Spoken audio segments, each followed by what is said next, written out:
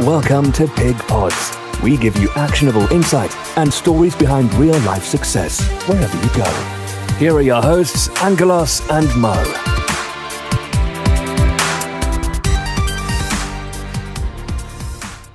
So, welcome to Pig Pods, your success podcast. I'm Angelos. And I'm Mo. Today we're joined by James Clarke, Director of the New Land and Home Department within Langtown and Country, who has decades worth of experience as an estate agent and has been selling new build houses for over 10 years. Welcome, James. Thank you. Thanks for having me along. So today we'll be looking at how to buy a new build home, specifically from a first-time buyer's point of view, and looking at some of the pros and cons of new build versus older type properties. So, James, what is a new build home and how is it defined, and are they just for first-time buyers? Well, new build homes, apartments or houses, bungalows aren't just for first-time buyers. They're defined normally by the Council of Mortgage Lenders, where they class a new build home either a newly built house that's come out of the ground, or a bungalow or block of flats, or what we're seeing more of now is conversions of commercial actually into residential property, and a lot of lenders still class that as new build housing. Okay. That's interesting, yeah, that even conversions, like commercial conversions that you wouldn't necessarily think, they're actually classed as new build these days. Yeah, and I think actually it does catch some developers out because the Council of Mortgage Lenders, when the mortgage value will come and value the, say, apartment in a converted warehouse, they'll expect certain warranties and sign-offs to adhere to the actual mortgage lender's criteria, and actually sometimes it also changes the amount of deposit that a buyer needs to put in because it is classed as a new build home. So, talking of buyers, James, are new build homes purely for first-time buyers, or is the market open for everyone? Yeah, the market is definitely open for everyone. We see new build homes. Personally, we deal with new build homes from normally 100,000 up to 800,000. So they're certainly not just for first-time buyers. We see lots of families, in particular a lot of retired couples and people that are downsizing. They want to buy that new build for low maintenance, that ease of move. So it certainly spans the whole marketplace, really. Great. So the government have been quite ambitious. They want to build 300,000 new homes per year. Do you see this happening, and what kind of skills and resources and changes do you think we need to make to actually reach what is quite an ambitious target? Yeah, I saw that press release come out a couple of months ago, and it's when you look at isolation at, say, Plymouth, an area that I work in, there is a real shortage of not only land available to build, also funding available for developers, and also then the skills on the ground. So, we look at things like Sherford that we're heavily involved in, and they are building, a great amount of houses there. But when you look at that and make it nationally at 300, I think looking at last year, the exact numbers, but there are around 150,000 new build homes delivered. So I don't know how they're planning to just double that overnight without putting some sort of real measures in place, whether that be freeing up land for development, making the planning process a lot easier, but also probably training a lot more people to actually get into sort of useful house building trades. So, talking of planning then, James, what changes do you see needing to happen in order to free up that land or increase the speed or increase the efficiency of the planning process? From our perspective, I think one of the sort of key things for developers is they will come and talk to us to get an appraisal on a site based on what they think they can build, but then that process to get actually planning granted, depending on the size of the development, whether it needs to go to committee, it's certainly not a quick fix, and actually there's a lot of in-depth reports that need to go alongside the planning application, and that process can be fairly lengthy. So a lot of developers will sit on land and land bank until effectively they feel it's the right development to move at that time. So for me, it's trying to speed up that planning process. Are there punishments for land bankers? I've seen a lot of talk of it in the paper.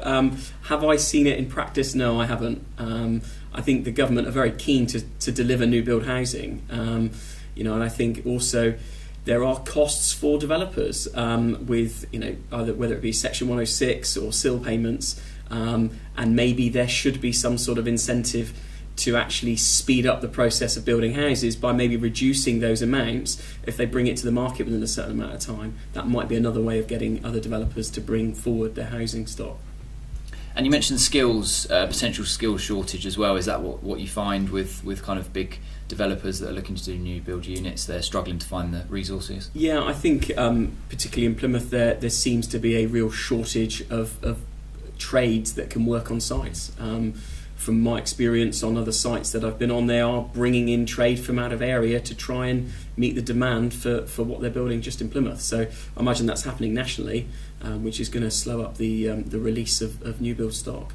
Just very quickly, before we move on to how to buy your first home, what about the materials? Is there a massive demand for materials, and are the manufacturers of those materials struggling to keep up with the demand?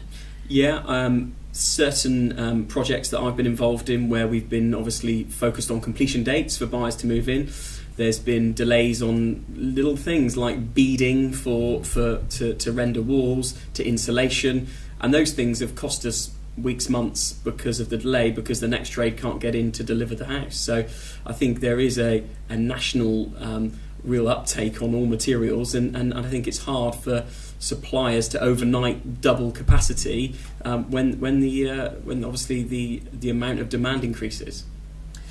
So James, there are obviously a lot of pros with buying a new build home. Yeah. No hassle, you just move in and everything's there, colour of the carpet of your choice. Yeah. But there must be some cons involved with buying a new build home. Can you perhaps give us some pros and cons of a new build versus an older type property?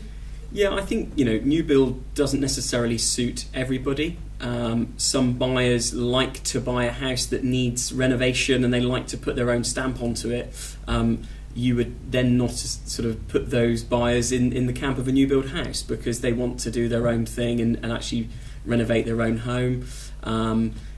Also, sometimes location drives that, because some people want to be in a certain location, whether that be for a school or a job, and actually in certain parts of, when you look at just Plymouth, certain parts of the city just don't have new build housing because they don't have the land available to do that. So I think those are the two main criteria why people maybe shy away from a new build house. And sometimes people, without looking at them, sort of think that actually new build houses are smaller than second-hand, say, houses in the market. Not always the case, but I think sometimes that's a perception in the marketplace as well. And from a kind of guarantee and warranty point of view, what's the difference between something that's already there and something like a new build property? Yeah, so we work on a variety of different sites where different developers offer different types of warranty. There's a fairly standard warranty that a lot of the larger house builders will use, and actually some of the smaller ones now as well, which is usually a sort of 10-year warranty, and that might be supplied by NHBC or Premier or Build Zone, depending on who the contractor is. And then also a lot of developers offer a builder defect period, so usually like at 12 months, for example, after completion, before their warranty kicks in. So that gives, I think, some buyers who maybe aren't prepared to do work and don't want to do work, the opportunity of peace of mind, really, that actually if something goes wrong with a house or needs to be fixed, then they've got that warranty behind them. So that's a really good point, I think, to look out for the warranty when people are looking at a new home. So as part of that, what is the process in buying a new home, and how is it different to a kind of a normal house buying process? Yeah, again, a little bit like the warranty, each developer works on a different way of reserving. For instance, with the larger house builders that we work with, they have a sort of a reservation process where you will come in, basically pick the house that might be off plan, or it might be able to view a show home. So just for people listening, the off plan, can you just describe? Yeah, so off plan will, the majority of time, will mean that there may be a house built by a developer. Say there are another 50 of that type on a site, they will then look at a site plan and then a plan of the house and pick which house they want to buy. At that time, they're usually given a guide on when that house will be complete, and they'll put down a reservation fee to secure that house, and then they will go through the process of buying. The difficulty sometimes with buying off plan is typically mortgage offers only last for 6 months, and sometimes the house might not be built for 12 months. So it's then talking to the agent like us, or if we are working with a larger site, then actually talking to the site sales agent. Where it's a developer that we are fully in operation as their pure sort of sales agent. We also work on a reservation basis, so the client would put down a reservation fee. That would then take their home off the market for a period of time, which gives them the opportunity to exchange contracts. But just like a normal residential purchase, they would instruct solicitors, mortgage companies, enable them to buy.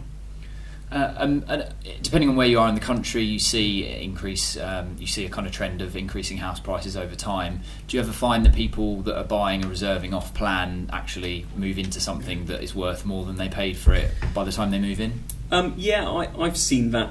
I started an agency in 1998, so I've seen some sort of interesting years, and certainly there was a time when people were actually reserving off plan, selling the property while they were buying it off plan, and actually making money during that time. And we certainly see that house prices, apart from a number of years, have theoretically sort of gone up in value. So actually, once they've reserved, that price normally has gone up by the time they've completed. Obviously, it's not always the case, but that's actually been a sort of general thing that we've seen happen in the market. So talking of pricing and deposits and the value of new homes, James, so from a point of view of a young couple, let's say, they only have a tiny deposit, what hope do they ever have of owning their own home? Do new builds allow them an easier way rather than looking, let's say, at an older type property? I think the main difference with new build housing in particular is certain incentive schemes that have been set up by the government to actually move new build houses and make them a very attractive proposition. There's varying different schemes out there. The most sort of used scheme really is Help to Buy. That by far has been the most sort of popular new build scheme in the marketplace. Can you just explain what Help to Buy is, please? Yeah, so for a buyer who's looking to buy, say, a £200,000 house, but they've got only a 5% deposit, which is a lot of money, but actually is all they could save, which is very understandable.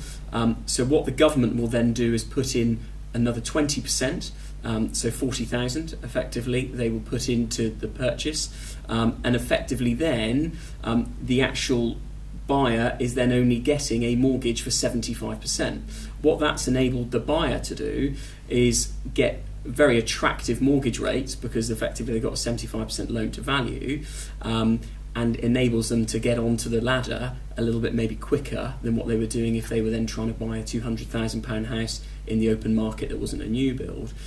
You do have to pay back that 20%. It starts in 5 years sort of time. It's interest free until that period, and then I think from memory it's about 1.75% interest for the remainder of the 25 years. Or if you sold the house, they then get the sort of 20% back, and that can either go up or down. And do you find that most, let's say, I'm using as an example, young couples use this Help to Buy scheme to buy their homes? I think certainly on new build schemes where they are able to offer Help to Buy, that is a very widely used scheme to be able to buy. Interestingly, it's not only for first time buyers, so as long as you're a home mover you can actually use Help to Buy, and it's a really popular way to get actually onto the ladder. There are other schemes, various developers that we work with do special deposits for service personnel. So it's definitely worth, if you're thinking of buying a new build home, talking to the agent about the various schemes out there. I didn't actually know that it was available to second movers and things like that as well. I thought it was just first time buyers Help to Buy. That's interesting. I think the public's perception is it's purely for first time buyers, but as long as you're a home mover then you can use Help to Buy and you don't own another property effectively. That's interesting. Another scheme is sort of, and I don't know if you deal with any of it, but shared ownership and schemes like that. Can you just explain kind of what that is? We have dealt with it in the past, and it's a really popular, again, way of people getting into the housing market. All sort of housing providers that offer shared ownership do it in a different way. So if you're thinking of doing the shared ownership route, it is worth contacting the independent sort of social housing providers, because they will all have their own schemes, but effectively it gives you the chance to buy a percentage of the house, so say 50% of the house, and then you pay a rent for the remaining 50%, and a lot of the providers offer you the chance to purchase the other 50% in time. So it gives you the chance to put your money into something tangible that you are actually owning and can actually afford to buy the remainder of that in time. And in both shared ownership and Help to Buy, if the house price goes up in the time that you're there and you then sell, the provider, whether that's the government or whether it's the shared ownership provider, do they enjoy some of the uplift of that? So you have to share it. The benefit. My understanding is that they do. They also take the downturn if it goes down. Is my understanding of it. But certainly with Help to Buy, that is the case. So just going back to first-time buyers again. What do they? Is there anything specifically they need to be aware of? So they're going in to kind of look at their first purchase, looking at new build. What kind of things should they be aware of? I think firstly they should talk to a mortgage broker just to get sort of whole of market advice, because when you're buying a new home, sometimes certain lenders expect more deposit. So first-time buyers should be really aware of that, so they don't agree to buy something because they've got advice on a second-hand residential property and then realise they need more deposit when they come to secure a new build. So that's really important. I think they should also look at specification, so what's included in that house when they come to buy it. Some new build schemes, the show home is dressed beautifully, and that's what they're there for. They're there to sell the product. So it's then understanding what they will get in their new home, and also understanding the warranty as well, so they know how long the warranty is, how they contact the provider if they have a problem, and also sort of looking at their reservation as well. So the key thing is how long is that reservation for, so that they know they need to certainly adhere to certain timescales to exchange contracts without losing their reservation fee. So that's something that's really important, I think. James, I've heard that some new builds are not built very well. Are there any guarantees with the workmanship post 10 years, or does it have to be within that 10 years? And just playing devil's advocate here, are we building the slums of tomorrow, if my earlier statement is correct? I think it's obviously difficult for us to comment on a variety of different developers. Yes, I'm not going to lie to you and say I never see those reports in the press, in the paper. But I think the key thing is it's trying to understand why we are getting some of those reports. I think some in the past that I've seen have been down to speed of trying to deliver so many new build houses, which just aren't feasible with the amount of trades and professionals on the ground. I think the idea of obviously you're going to have a survey, but I appreciate that's very difficult when the house isn't built. So it's understanding that has it been signed off by building regulations is key, and also with the new build warranty providers, they have a duty to inspect the build at certain times, because they effectively are going to take over that warranty for the 10 years. But my understanding is it is just for the 10 years, which you would think if there is going to be a problem, fingers crossed, it's going to arise within 10 years. Yeah. And what do you think? What do you think is the future of the new build homes that are being built today? So we've got obviously existing stock that's been around for hundreds of years and things like that. Do you see that new build homes that are built today are then going to be refurbished the same way that existing properties of a different kind of construction type are, and that kind of thing? How do you, or are you going to just tear them down and start again? What do you think will happen? Yeah, I think it's quite interesting because in my time in agency, I'm starting to see what I perceived as new houses. You take an area which is called Mallerton Park, for example. That was a very large new build scheme. From memories back to sort of 2002, and it spanned across 3 different developers. But now I'm going into those houses that I always perceived as new, and they've got new kitchens, new bathrooms, completely redecorated. They've taken the coving down, they've plastered the Artex ceilings. So I'm seeing that effective sort of shell being reinvented to make it far more modern and sort of work and be competitive with new build sort of style and finish, really. Fantastic. So that was really interesting. So thank you. How do people get in contact with you should they want more information? Yeah, so I'm James Clarke. I'm at Lang Town and Country. I head up the Land and New Homes department. My phone number is 01752 256 000, or my email address is james@langtownandcountry, which is andcountry.com. Brilliant. We want to know your thoughts and experiences on this topic as well. Do you own, or are you looking to build a new home? and do you want some more advice or perhaps want to share your experiences with it. So please drop us an email at hello@pig.network or get in touch on Facebook, Twitter or Instagram. James, I just want to thank you again for your time, and I'm sure listeners at home will have gained lots of great information. Thank you for listening to PigPods, your success podcast. Please click subscribe, leave us a review, and we look forward to your comments in the PigPod Facebook community. I've been Angelos. I've been Mo. And see you again on the next exciting PigPod. You've been listening to Pig Pods. Click subscribe for more incredible content. More details can be found at www.pig.network.